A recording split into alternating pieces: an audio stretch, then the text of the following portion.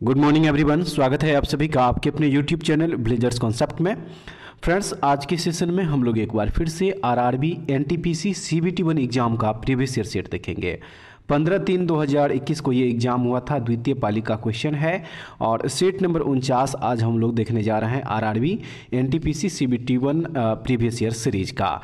किरण publication का book है ये। फ्रेंड्स, चलिए शुरू करते हैं आज का सेशन। तो इस क्रम में जो सबसे पहला क्वेश्चन यहाँ पे दिया गया है, क्वेश्चन नंबर जो फर्स्ट है, देखिए इस क्वेश्चन में है कि निम्नलिखित में से कौन सा कथन सही है। निम्नलिखित में से कौन सा कथन सही है। ऑप्शन नंबर जो 2 दिया है, बाल विवाह निरोधक अधिनियम सन 1929 में पारित किया गया था। ये जो है देखिए यहाँ पे ये बिल्कुल सही दिया गया है। ऑप्शन नंबर जो 2 दिया है इस क्वेश्चन का यहाँ पे सही आंसर हो जाएगा। बाल विवाह निषेध अधिनियम 28 सितंबर 1929 को पारित एक विधायी अधिनियम था और इस अधिनियम ने लड़कियों के लिए विवाह योग्य आयु 14 वर्ष और लड़कों के लिए 18 वर्ष निर्धारित की थी। ऑप्शन नंबर जो 2 दिया है इस क्वेश्चन का हो जाएगा सही आंसर। और उसके बाद चलिए अगला प्रश्न देखिए, प्रश्न नंबर 2 मैथ का क्वेश्चन है।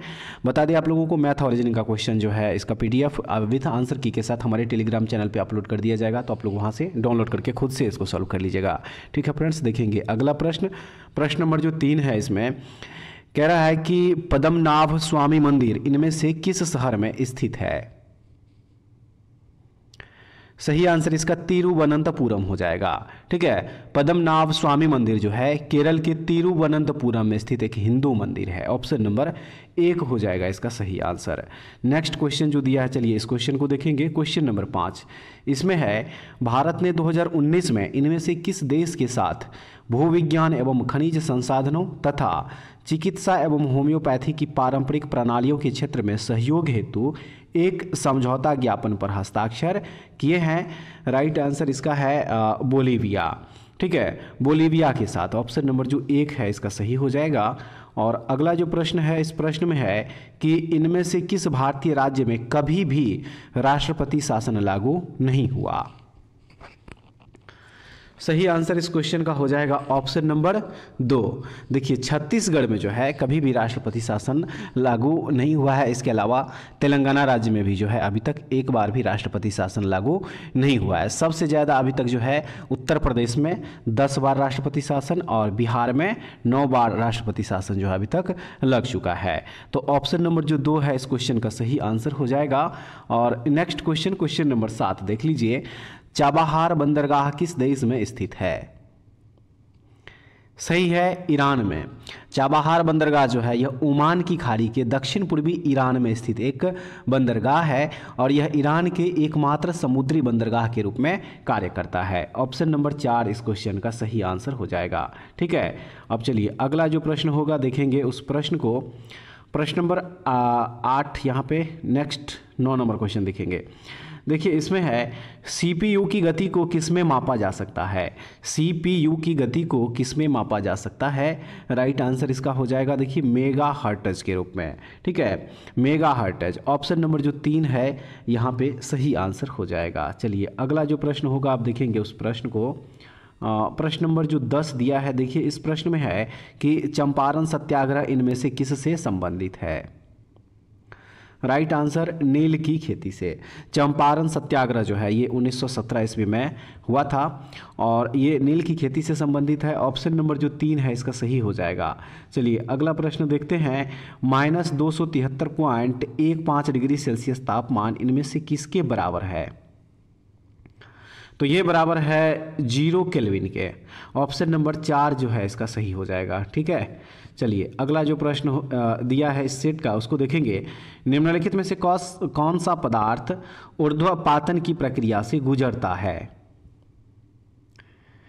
सही है, आयोडीन। आयोडीन एक ऐसा पदार्थ है जो क्रिस्टलीय रूप में मौजूद होता है और जब इस आयोडीन को गर्म किया जाता है तो इसे गैसीय रूप में परिवर्तित कर देता है। आयोडीन का ऊर्ध्वपातन वायु या ऑक्सीजन की उपस्थिति में होता है। ऑप्शन नंबर जो 2 है इसका सही आंसर हो जाएगा। चलिए अब नेक्स्ट जो क्वेश्चन होगा देखेंगे उस क्वेश्चन को। क्वेश्चन नंबर जो है 17 इसमें कह रहा है कि बाइट शब्द किसके द्वारा गढ़ा गया था। सही हो जाएगा वर्नर बुखोज। वर्नर बुक खोज, ऑप्शन नंबर 3 इसका सही हो जाएगा। ठीक है फ्रेंड्स, नेक्स्ट क्वेश्चन देख लीजिए। येलोस्टोन नेशनल पार्क कहाँ स्थित है? येलोस्टोन नेशनल पार्क कहाँ स्थित है? तो ये यूएसए यानी कि संयुक्त राज्य अमेरिका में स्थित है।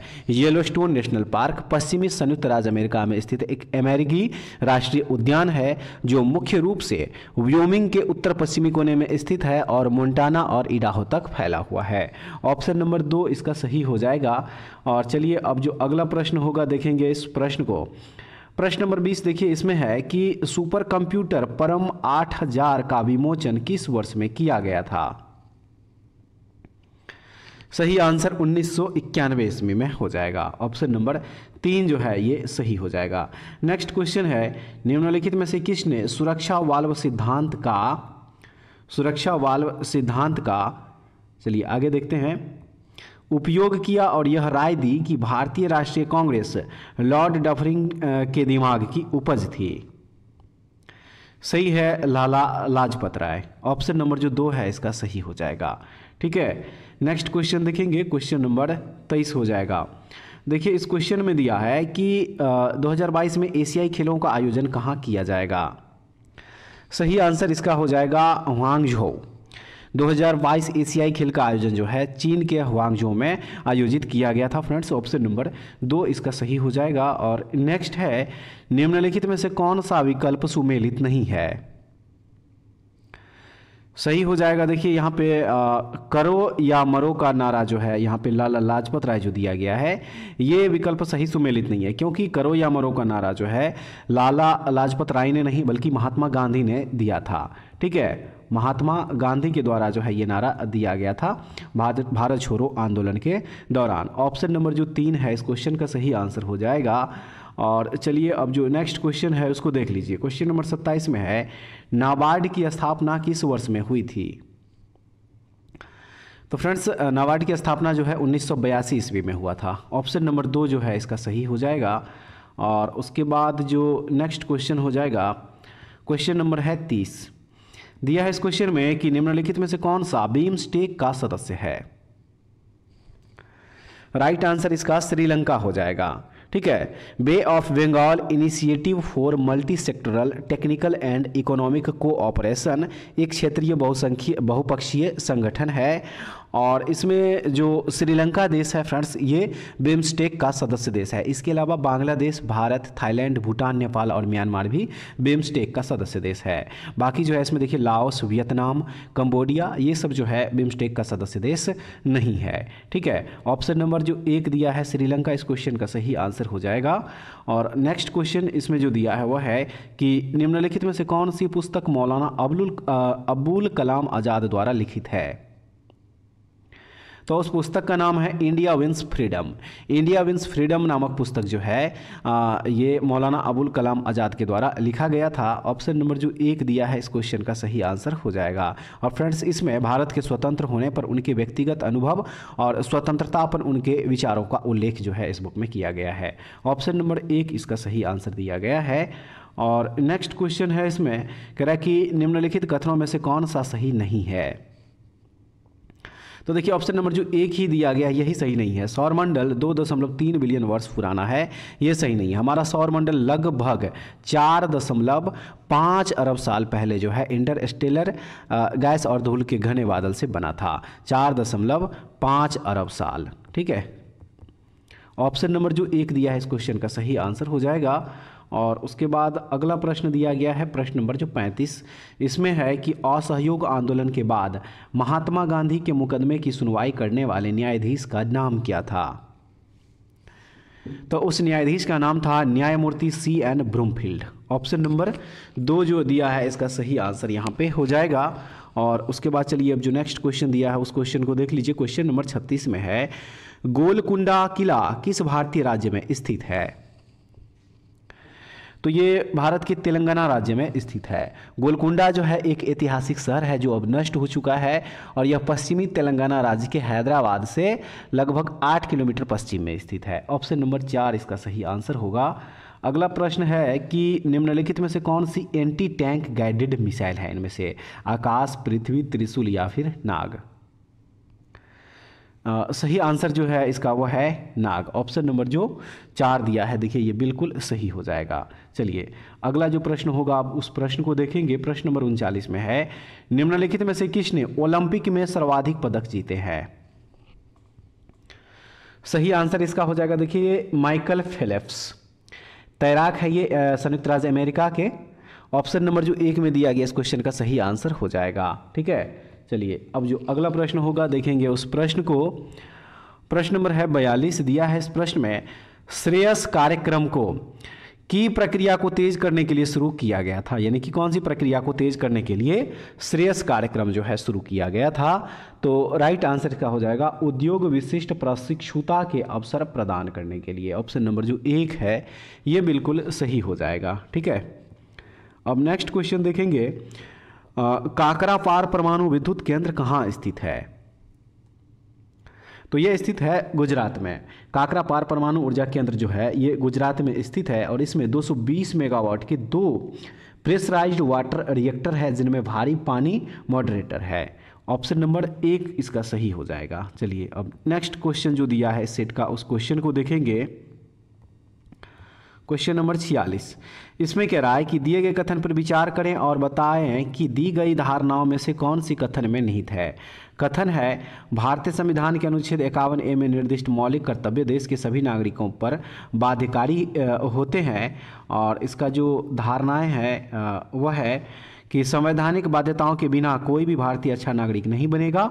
और दूसरा है, मौलिक कर्तव्यों को संविधान में शामिल करना ही यह सुनिश्चित करने का एकमात्र तरीका है कि सभी नागरिक उनका पालन करेंगे। तो देखिए इस क्वेश्चन का यहाँ पे जो सही आंसर फ्रेंड्स हो जाएगा 46 का, वह हो जाएगा यहाँ पे ऑप्शन नंबर 1।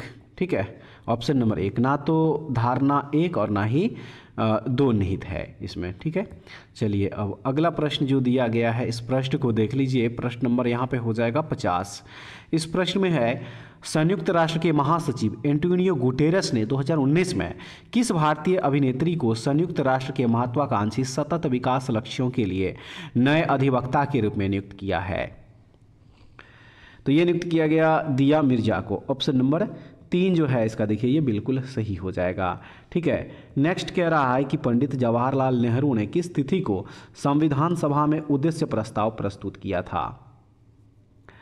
तो ये प्रस्तुत किया था 13 दिसंबर 1946 ईस्वी। ऑप्शन नंबर 2 हो जाएगा। चलिए अगला प्रश्न जो दिया गया है अब उस प्रश्न को देख लीजिए। प्रश्न नंबर 54 में है कि दाब की एसआई इकाई क्या है? दाब की एसआई इकाई, तो फ्रेंड्स दाब की एसआई इकाई होता है पास्कल। ऑप्शन नंबर 2 में सही आंसर दिया गया है। और उसके बाद जो नेक्स्ट है वह है कि नीति आयोग ने अटल इनोवेशन मिशन के एक हिस्से के रूप में डिजिटल दिशा कार्यक्रम शुरू करने के लिए किसके साथ आशय पत्र हस्ताक्षरित किया है? तो ये किया गया है एडोब के साथ। ठीक है, एडोब के साथ जो है हस्ताक्षरित किया गया। ऑप्शन नंबर 1 जो है इसका ये बिल्कुल सही हो जाएगा। नेक्स्ट क्वेश्चन में है, निम्नलिखित में से किस भारतीय पहलवान ने ओलंपिक पदक नहीं जीता है? तो वह है गीता फोगाट। Geeta Phogat option number 1। उसके बाद चलिए अब जो नेक्स्ट क्वेश्चन दिया गया है उस क्वेश्चन को देखेंगे। Question number 62। क्वेश्चन नंबर जो 62 है दिया है इस क्वेश्चन में कि फ्लोरीन इनमें से किसका अपर रूप है? तो यह है कार्बन का। ऑप्शन नंबर 4 इसका सही आंसर हो जाएगा। और उसके बाद जो नेक्स्ट क्वेश्चन हो जाएगा फ्रेंड्स, क्वेश्चन नंबर यहाँ पे 66 दिया है। कह रहा है कि निम्नलिखित में से कौन सा कथन सही नहीं है? तो वह है कि मानव की रीढ़ की हड्डी में 38 कशेरुक होते हैं। यह सही नहीं है। मानव की रीढ़ की हड्डी में 38 नहीं बल्कि 33 कशेरुक होते हैं फ्रेंड्स। ऑप्शन नंबर 2 जो दिया है ये बिल्कुल सही हो जाएगा इस क्वेश्चन का आंसर। और नेक्स्ट है, निम्नलिखित में से कौन सा विकल्प सुमेलित नहीं है?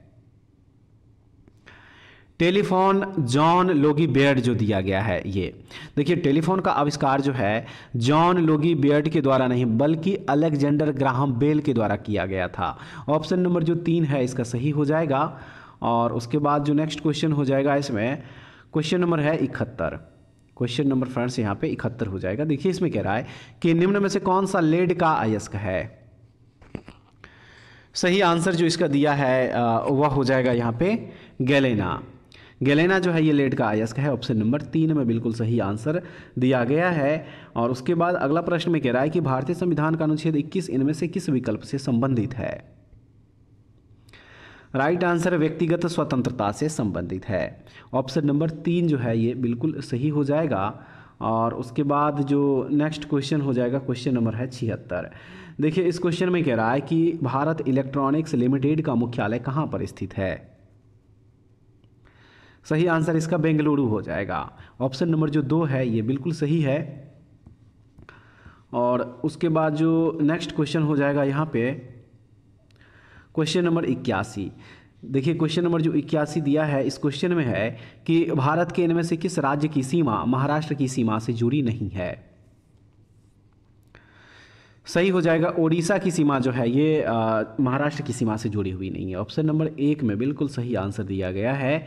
और अगला प्रश्न है कि अमीबा जैसे जीवों के मामले में होने वाला अलैंगिक प्रजनन जिसमें एक जीव के विभाजित होने पर 2 जीव उत्पन्न होते हैं, क्या कहलाता है? तो ये कहलाता है बाइनरी विखंडन। ठीक है, क्या कहलाता है? बाइनरी विखंडन कहलाता है। ये ऑप्शन नंबर 4 बिल्कुल सही हो जाएगा। और अगले प्रश्न में कह रहा है कि संयुक्त राष्ट्र जलवायु परिवर्तन सम्मेलन COP25 2019 का आयोजन किस देश में किया गया था? तो इसका आयोजन हुआ था स्पेन में। ऑप्शन नंबर 2 याद रखिएगा, इस क्वेश्चन का सही आंसर हो जाएगा। और फ्रेंड्स अब यहाँ से जो है मैथ और रीजनिंग का क्वेश्चन है, तो आप लोगों को पहले बता दिया कि मैथ और रीजनिंग का क्वेश्चन आप लोग खुद से सॉल्व कर लीजिएगा। क्वेश्चन के साथ आंसर की जो है उसका PDF हमारे टेलीग्राम चैनल पे अपलोड कर दिया जाएगा, आप लोग वहाँ से डाउनलोड करके खुद से सॉल्व कर लीजिएगा। उम्मीद करते हैं फ्रेंड्स आज का सेशन भी आप लोगों के लिए काफ़ी फायदा कारक होगा। जरूर देखिएगा इस इस वीडियो को और उसके बाद कमेंट्स में बताइएगा कि सेशन आप लोगों को कैसा लगा। ठीक है, ऐसे वीडियो के लिए हमारे चैनल से जुड़े रहिए। अगले वीडियो में द्वारा फिर से मिलते हैं, तब तक के लिए जय हिंद।